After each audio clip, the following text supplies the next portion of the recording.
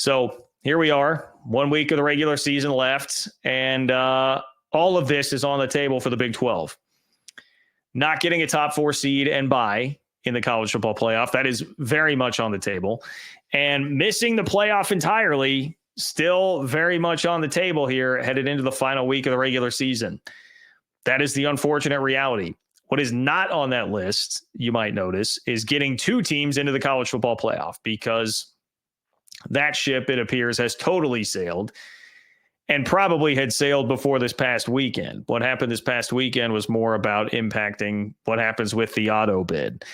The only good thing that happened this weekend for the Big 12 was Notre Dame just absolutely clobbering Army, which should come as virtually no surprise to anybody. But Notre Dame clubbed Army, so they're out of there. They were in the top 20 of the playoff rankings. They will plummet. They'll be out, so you don't have to worry about them being the second G5 team that could take a spot in the playoff and kick you out. But here comes Tulane. All right, Tulane played Navy, who was a pretty solid team this year, and just spanked them 35-0. So Tulane is on the come up. You're going to have to watch out for where Tulane winds up ranked and hope that Tulane and Boise both do not wind up in front of your Big 12 champion, because if that happens, the Big 12 would be left out of the playoff. Of course, the other results that we saw this weekend that contribute to this and have everybody in Big 12 country kind of scrambling here, although it is fun, it is entertaining to watch all these games and see this chaos, it's not comforting when it comes to the Big 12's future and what is going to happen here, because Colorado got punked by Kansas, man. Punked. Kansas rushed for 333 yards and had 2-1 time of possession in that game at Arrowhead. Devin Neal got 37 carries, rushed for over 200 yards. Punked. They punked Colorado. BYU was getting punked until they weren't. And they sure made things stressful on Arizona State at the end of the game, and all the fans and anybody watching, quite frankly, the end of that Arizona State BYU game. But in the end, Arizona State does win. And so BYU loses for a second straight week. Now they appear to be in grave jeopardy of even making the Big 12 championship game. They will need some help, and most likely they will need K-State to beat Iowa State. They could also get some help from Arizona, but that seems like a tougher putt in the Territorial Cup there. So that's what happened. Here's really what it means. I guess we can further diagnose the games specifically, but man, like Arizona State beating BYU, you still would have rather had BYU win the game from where they were at. They had a head start in the college football playoff rankings from where Arizona State was. They would have only had 1 loss. ASU already has 2 losses. It would have been better for the league had Arizona State not won. I would actually even suggest that BYU's comeback hurt a bit here, because if Arizona State blew out BYU like it looked was going to happen at 21-0, 21-3, 28-9, that could have been a case for, and I think I even tweeted at one point, like, if it's a 4-touchdown win, does that almost flip-flop things to where you're like, okay, you can feel pretty good about where Arizona State is at right now, that they get in the clear. Instead, that's not what happened. Arizona State came out guns a-blazing, man, and my guy Kenny Dillingham, dude, starts the game, 4th down stop, gets a touchdown drive, then a 95-yard touchdown drive. Then he goes surprise onside kick, which is recovered. Man, they had it all working. And the uber aggressive nature of Kenny Dillingham clearly had rubbed off on his team. Things were going very, very well. And it really looked like a BYU team that was just out of gas. Also looks like a BYU team where the offense has been overexposed at this point in the year, and that's the main area where they have really run out of gas. And maybe the defense is getting a little bit tired of having to do so much while the offense is struggling. But that's really what it looked like to me. It felt like, dude, like BYU just looks like a car that has run out of gas and it's just sputtering down the end of the road until you wait for it to stop. But credit to the Cougars. They had a lot of fight in them. BYU had a ton of fight in them. Came back and got to the point where they had the ball driving in the 4th quarter, reasonable amount of time left, like reasonable opportunity to score, down by just 1 score. before Jake Retzloff threw an interception. And that essentially ended the game, even though we obviously had the shenanigans at the end where Kenny Dillingham, I will say, I felt like really overcoached this thing. I love him. I love his attitude. I love the fact he's on the right track with this. You take the good with the bad, because last week in Manhattan, he stole some extra time off the clock with some real clever play on penalties and what you can do, like delay of game. It was very savvy. Now here at the end of this game, he's trying to have his quarterback run like 30 yards backwards to kill time and then throw the ball up in the air. But 7 seconds, that would be the thing I would learn from this. 7 seconds, too long. Okay. You can't just heave the ball up and expect it to take 7 seconds on fourth down to come down to earth, because it took 6, and that meant that there was 1 second left. And after the entire field had been stormed, everybody had to be cleared out. Not the greatest of look with Kenny Dillingham losing his mind when clearly it was the correct call that the ball had landed with 1 second left. And quite frankly, got to be honest here. I mean, I love you, Kenny, but very lucky that there wasn't an unsportsmanlike conduct penalty called on either him losing his mind or the fans on the field. I mean, take your pick. Or that there wasn't, as the broadcast crew pointed out, a flag for intentional grounding.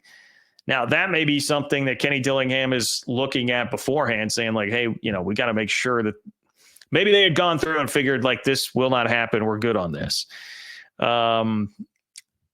Either way, I did not think that was the greatest of coaching moves there at the end of the game, obviously, with how it worked out. Now, it was fine. BYU completes a Hail Mary, but it's short of the end zone. And everybody walks out of there happy in Tempe. But a bit of overcoaching, I think, from Kenny Dillingham. But if he's going to be trying to look for those loopholes, like he worked with Dan Lanning, right? And we saw Dan Lanning do this right before Will Howard took too much time before he slid down, and it actually helped win Oregon a massive football game this year. Dillingham is looking for the same sorts of things there. And I wish Chris Kleiman would do it. I'll put it that way. I like that he's doing that. That was just not the best representation of it. Anyway, it works out. Arizona State wins. Right now, if we're talking about who looks like the best in the Big 12, it very much so looks like Arizona State and Kansas are the two best teams in the Big 12 right now. I definitely felt like Colorado was there before Saturday, but they do not deserve that moniker anymore after what happened Saturday, because they got drilled pretty good, man. Kansas was undoubtedly the better team there. Undoubtedly. And so now you sit here like, how did we get to, at the end of the year, the Big 12 having its two best teams being the team that was literally picked last in the preseason poll, and then another team that started 1-5 and has no chance at the Big 12 championship game is eliminated?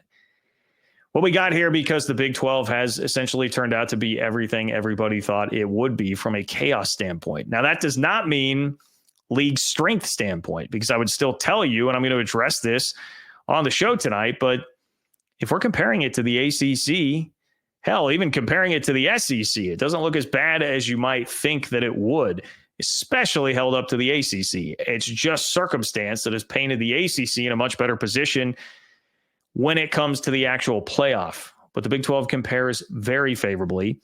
It's just been a little more chaotic, maybe because it's a little less top heavy than the ACC. And you can argue the top Big 12 resumes against even Miami, even SMU in the ACC. But the Big 12, I think, has more punch to the middle of the league, at least, that can jump up and beat teams. And that is, unfortunately, what we are seeing. Really, a lot of this just comes down to Kansas, guys. Like, Kansas got hot and figured it out, and their schedule was perfectly tailored to be able to play all of these contenders right during the stretch run of the season. And they are damn near, I mean, Kansas was a 51-yard field goal away in Manhattan from beating K-State as well, which would have been another team in that rung. And it would have been 4 straight like this, which is wild. Absolutely wild. But we knew Kansas had this talent and had this kind of ability in them. It just took them a while to find it with an offensive coordinator and a rusty quarterback in Jalen Daniels, who had not played much in a very long time. And it feels like they've really figured that out. But the most important thing that Kansas did on Saturday was feed Devin Neal. And a lot of the frustration that you heard at the beginning of the year from Kansas fans with Jeff Grimes, who's the new offensive coordinator this year, was we are not getting the ball to Devin Neal enough. That guy is a star. I have said it before. I'll say it again. I am by no means a Kansas fan, okay? Not even close. But Devin Neal is really fun to watch, and he is, I think, my favorite Kansas player to watch in recent memory. He's incredible. He was the workhorse, and that was exactly what Kansas needed against a Colorado defense that has been pretty good. You know, I mean, I think a lot of people will look at that and say, oh, man, like Kansas rushed for 333 yards. You know, Colorado, we know that they had a garbage defense last year. Clearly, it's just the same thing. My friends, it is not. Colorado was very much an average to slightly above average defense before that game on Saturday. Now, their numbers had been more pedestrian against the run than against the pass, as you might expect when you have Travis Hunter back there in your defensive backfield, but they had been a pretty solid run defense, and they just got run over, completely run over. Devin Neal, I mentioned, 37 carries, 207 yards, 3 touchdowns, 4 touchdowns total. I believe it was 3 rushing, 1 receiving. Yep. Also had 80 yards receiving. So 287 total yards on 41 touches and 4 touchdowns for Devin Neal. Crazy. Guy's a legend. And he'll go down like one after that win. But what, I mean, this is another bad result for the Big 12. Had Kansas played like this the entire year, okay, Kansas would be sitting here right now, I'm sure, with just 1 or 2 league losses and very much in position to get to the playoff, winning the Big 12 championship and not having to worry about any of this nonsense of Tulane or perhaps even Boise, depending on, you know, what would have happened in Kansas's non-con as well, because that was a problem. They lost the game to Illinois. They lost the game to UNLV right at the gun, but they didn't figure it out. And that's a really big issue that the league is having right now, is that this has happened without Kansas having it on the front end, because Kansas actually had some juice at the beginning of the year, right? Kansas had some juice, which means they would have had an advantage, because K-State had an advantage having had some juice from the last couple of years of credibility built up and where they were ranked in the preseason. Shouldn't matter, but it definitely does, because like, look at how Arizona State is being treated. And I guess we'll see from the playoff committee this week. Arizona State did move up to 14 in the AP poll. So we'll see how they're treated by the playoff committee, but it definitely helps to have been there at the beginning of the season and have a trust factor with you. There was more of a trust factor with Kansas than with Arizona State, or whoever is going to play Arizona State in all likelihood in the Big 12 championship game. That's some of the problem here, man. Missed opportunities. Like, Kansas did not, as much as we're going to blame Kansas for blowing this thing up for the Big 12, Kansas did not beat K-State. Houston did. And I think that is one of the most consequential games of the season. Certainly Arizona State as well. But K-State had a 9-point lead in the fourth quarter against Houston. And right now, K-State would be very much in the at-large conversation for the playoff, with everybody in the SEC blowing themselves up, right? I mean, the SEC went total cannibalism itself on Saturday, and that has now kept the door wide open. It's opened it for the ACC to get a second team in, depending on how things happen. And so if K-State, who was ranked 16th, okay, 16th even after the Houston loss, because they have a road win at Colorado and they have a road win at Tulane and they have preseason credibility, that would be huge for the Big 12 to have right now. K-State's still in the mix. That would give you a lot more comfort. Unfortunately, that is not how things worked out. Tried to pass in a driving rainstorm. It got intercepted, and lo and behold, Houston found a way to score twice. So there are some really consequential games here that have happened throughout the course of the league that have painted the league in this position that it is in. And not only do we have the fundamental issues of Boise, even though they were dreadful on Saturday, but Boise being in front of you, pulling off impressive 4-point wins at 2-8 Wyoming. Boise being in front of you, Tulane coming up in the rear. You've got these fundamental issues of will you be able to get a bye somehow? Will you be able to even get in the playoff at all?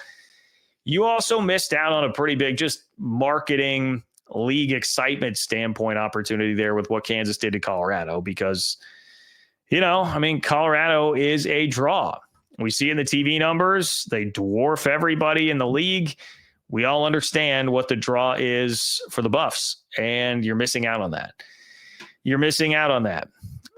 Coach Prime seemed to think like, hey, our guys, maybe we're a little too hyped up on ourselves going into that game. I mean, they can say whatever they want. I flat just don't think they were a good enough team to beat Kansas the way Kansas is playing right now. Kansas at its peak has shown that it very well can be the best in the league. So focused or not, I think we just learned like Colorado is good, but Colorado is not good enough to be a college football playoff team. And I think that is just an unfortunate reality. So whereas you could have had a huge story, the only way that the Big 12 was going to get equal to, or at least in the same ballpark level of attention to, like, say, the SEC or the Big 10 in the playoff, you could have had one story that would have been Coach Prime in Colorado.